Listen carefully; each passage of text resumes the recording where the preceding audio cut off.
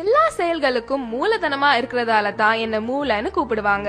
நீங்க சிந்திக்கிறது, தகவல் பரிமாற்றம் செய்யறது எல்லாம் என்னாலதான். நான் ஒரு லைப்ரரி மாதிரி எல்லா விஷயங்களையும் கத்துக்கிட்டு கற்ற விஷயங்களை பத்திரப்படுத்தி வச்சு உங்களை பெரிய அறிவாளியா காட்டுறது நான் தான். உங்களோட உணர்வுகளையும் உடல் அசைவுகளையும் கூட நான் தான் கட்டுப்படுத்துறேன். ஆனா ஏதோ உலகத்திலேயே உங்களுக்கு தான் இல்லாத வேலையும் பிரச்சனையும் கவலையும் இருக்க மாதிரி நிம்மதி இல்லாம மன அழுத்தத்தை உண்டாக்கி எனக்கு பிரஷர் குடுக்கறீங்க. சரியா தூங்குறது இல்ல, சத்தான உணவு சாப்பிடுறது இல்ல, உடற்பயிற்சி பண்றது இல்ல, மனசை அமைதியா வச்சுக்க ஒரு சின்ன முயற்சி கூட எடுக்கிறது இல்ல.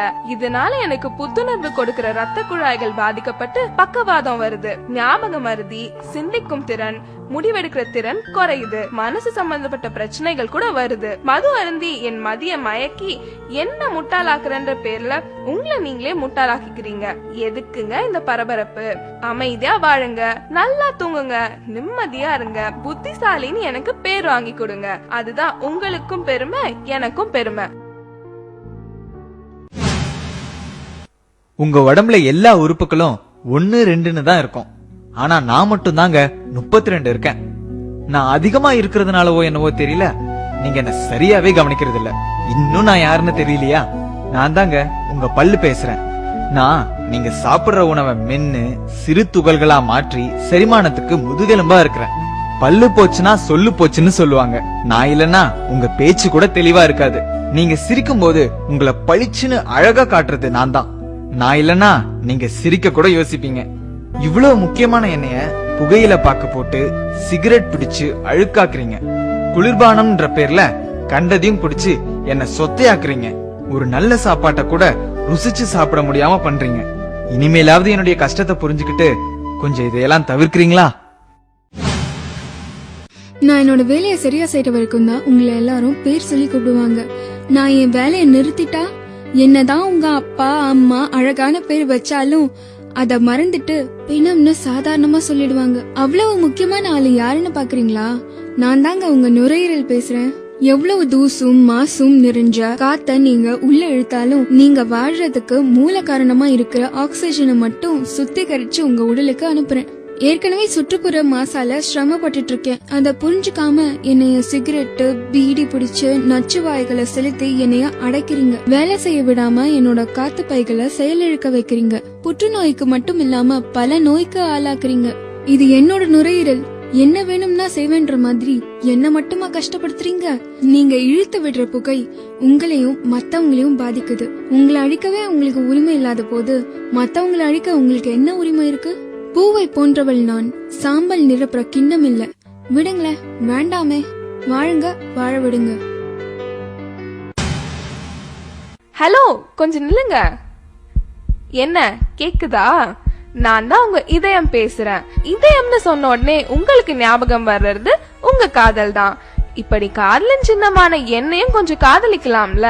நான் ஒரு நிமிஷம் கூட ஓய்வெடுக்காம துடிச்சு துடிச்சு ரத்தத்தை சீரா உங்க உடல் முழுவதும் கிடைக்க செய்றேன். நான் துடிக்கலனா நீங்க துடிச்சு போயிடுவீங்க. ஆனா சிகரெட்டு, மது, ஆரோக்கியம் இல்லாத மேல்நாட்டு உணவு, கொழுப்புள்ள உணவு சாப்பிட்டு உடற்பயிற்சியும் செய்யாம எனக்கு அழுத்தத்தை கொடுத்து மாரடைப்பு வர செய்யறீங்க. ஒண்ணு மட்டும் ஞாபகம் வச்சுக்கோங்க, நான் துடிக்கிறத நிறுத்தினா உங்க துடிப்பும் அடங்கி போயிடும். இனிமேலாவது அவன் சொன்னா இவன் சொன்னா ஸ்டைலு பிரஸ்டீஜ்னு சொல்லிட்டு இந்த பாழா போன விஷயங்கள் எல்லாம் செய்யாம நல்லா சாப்பிட்டு ஓடி ஆடி உடற்பயிற்சி செஞ்சா காதலின் சின்னமான நானும் நல்லா இருப்பேன், காதலிக்க நீங்களும் நல்லா இருப்பீங்க. ஒரு வேளைக்கு சாப்பிட சொன்னா 3 வேளை சாப்பாட்ட ஒரே நேரத்துல சாப்பிட்டு என்ன திணறடிக்கிறீங்க. இது உங்களுக்கே நியாயமா இருக்கா? யாருன்னு யோசிக்கிறீங்களா? நான் தாங்க உங்க வயிறு பேசுறேன். வெந்தும் வேகாத கொழுப்புள்ள உணவை இஷ்டத்துக்கு சாப்பிடுறீங்க. அதை நான் செரிக்க வைக்கிறதுக்குள்ள நொந்து நூலாயிடுறேன். செரிமானத்துக்கு உதவி பண்றேன்ற பேர்ல கேஸ் நிறைஞ்ச குளிர்பானங்களை குடிக்கிறீங்க. இதுல மேலும் நான் புண்ணாயிடுறேன். இப்படி ஒரு பக்கம் அதிகமா சாப்பிட்டு சாகடிக்கிறீங்கன்னா இன்னொரு பக்கம் வேளா வேலைக்கு சாப்பிடாம டயட்ன்ற பேர்ல சாகடிக்கிறீங்க. இது போதாதுன்னு இன்னும் கஷ்டம் கொடுக்கற மாதிரி மது அருந்தி அந்த கசப்பை மறைக்க ஆரோக்கியம் இல்லாத உணவை சைட் டிஷ்னு ஸ்டைலா சொல்லிட்டு சாப்பிடுறீங்க. நீங்களே கொஞ்சம் யோசிச்சு பாருங்க, நான் எவ்வளவு மென்மையானவன்னு. குப்பத்தொட்டி மாதிரி கண்டதையும் போட்டு நிரப்புறீங்களே, இது வயிறா இல்ல குப்பத்தொட்டியா? ஆசைக்கு சாப்பிடுங்க, ஆடம்பரத்துக்கு சாப்பிடாதீங்க. தேவைக்கு சாப்பிடுங்க, தேவையானதை தேர்ந்தெடுத்து சாப்பிடுங்க. ஆயுள் முழுக்க நல்லா இருப்பீங்க. நான் ரொம்ப நல்லவங்க. எனக்கு தீங்கு செய்ய நினைக்கிறவங்களுக்கு கூட முடிஞ்ச அளவுக்கு நன்மையே செய்யறேன். என்ன பாக்குறீங்க? நான் தான் உங்க கிட்னி பேசுறேன். உங்க உடம்புல உள்ள அழுக்கு அனைத்தையும் வடிகட்டுறது நான் தான். உடம்புல உள்ள தண்ணி, உப்பு மற்றும் அமிலங்களை சமநிலையா வச்சுக்க உதவுறேன். பல்வேறு ஹார்மோன்களையும் நான் சுரக்கிறேன். பல நன்மைகளை உங்களுக்கு செய்யற எனக்கு பதிலுக்கு நீங்க என்ன செய்றீங்க? தீங்குன்னு தெரிஞ்சே மது அருந்துறீங்க, சிகரெட் பிடிக்கிறீங்க, கண்டதையும் சாப்பிட்டுட்டு உடற்பயிற்சி கூட செய்ய மாட்டீங்க. கெட்டதை சுத்திகரிக்கிறதுக்கு உதவியா தண்ணியாவது நிறைய குடிக்கிறீங்களான்னா அதுவும் இல்ல. குளிர்பானம்ன்ற பேர்ல கண்ட ஆசிடையும் குடிக்கிறீங்க. நீங்க நிறைய கழிவு அனுப்புறதாலயோ என்னவோ நான் 2 உறுப்புகளா படைக்கப்பட்டிருக்கேன். நான் பாதிக்கப்பட்டு சர்க்கரை நோய்னு டாக்டர் சொல்லிட்டா அப்ப மட்டும் என்ன விழுந்து விழுந்து மருந்து மாத்திரை கொடுத்து பக்குவமா கவனிக்கிறீங்க. இருந்த என்ன பிரயோஜனம்? போனது போனது தானே.